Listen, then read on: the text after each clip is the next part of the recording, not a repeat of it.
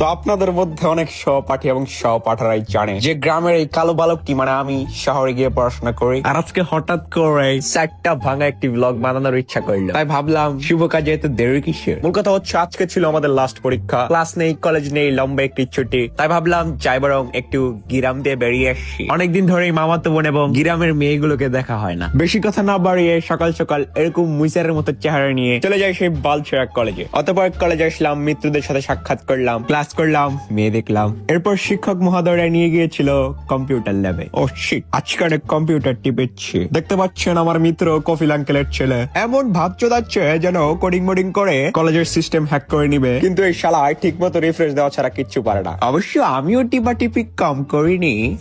গতবার রিফ্রেশ দিলাম ওটা বুঝছে কি তোমার সালাম পাবে নোবরা শালা কথা কয়।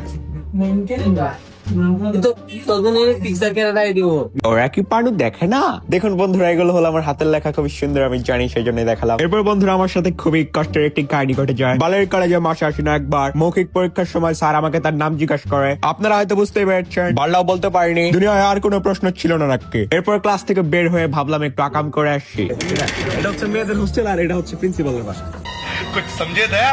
কলেজ শেষ করে হোস্টেলে ফিরে আসি। আসার পর কফিলের ছেলেকে শাস্তি দিচ্ছিলাম, কারণ ও চাইলে তখন আমাকে স্যারের নাম বলতে পারতো। ওকে আমরা বরাবরই এরকম শাস্তি দিয়ে থাকি। অতপর রেডি হয়ে সাজুগুজু করে ব্যাচেলরদের জাতীয় খাবার খেয়ে রওনা করে নিজের বাসার উদ্দেশ্যে। কতদিন পর যাচ্ছি নিজের এলাকায় ভণ্ডামি করতে। ও শিট, ভেবেই যেন আনন্দ লাগছে। আমার যাত্রার সঙ্গী হিসেবে ছিল প্রান্তিক এয়ারলাইন্স, যে বাসে একবার উঠলে পাছায় 3 দিন পর্যন্ত ব্যথায় কাতরাবেন। সিটগুলোর অবস্থা তো আলহামদুলিল্লাহ এরকম ময়লা বুড়িগঙ্গা পুষ্কুনিতেও নেই। অতপর ছেড়ে দিল বাস, আমার যেন সময় যাচ্ছিলই না। রাস্তায় এরকম বড় বড় বিল্ডিং দেখে মনে হচ্ছিল মানুষ এত টাকা পায় থেকে। বাস চলছিল তো চলছিল, মানুষের পর মানুষ নামছিল, কিন্তু ময়মনসিং থেকে মধুপুরের দূরত্ব যেন 1000 কিলোমিটারের মনে হচ্ছিল। অতপর ফেসে যায় আরেক জ্যামে। এটা ছিল মেবি মুক্তাগাছা। এখানে চলছিল গরুর হাট। ওই যে দেখুন গরু, আপনার আম্মু আপনাকে যেটা বলে ডাকে। কত শত মানুষ, মাগোমা, এত হাগার হাগার বালের ট্রাক করতে আসলে সর। বলছিলাম এত হাগার হাগার কোটি কোটি মানুষ আসলে থেকে। এসেছে ভালো কথা, আসার আর সময় পাইনি। আমার বিরুদ্ধে এগুলো সাজানো ষড়যন্ত্র। আমি রাজনীতির শিকার, আমি জানি। ওই যে দেখুন বন্ধুরা, ঠিক ওইভাবে আপনার জীবনের সকল সুখ শান্তি চুষে নেয় স্কুল কলেজ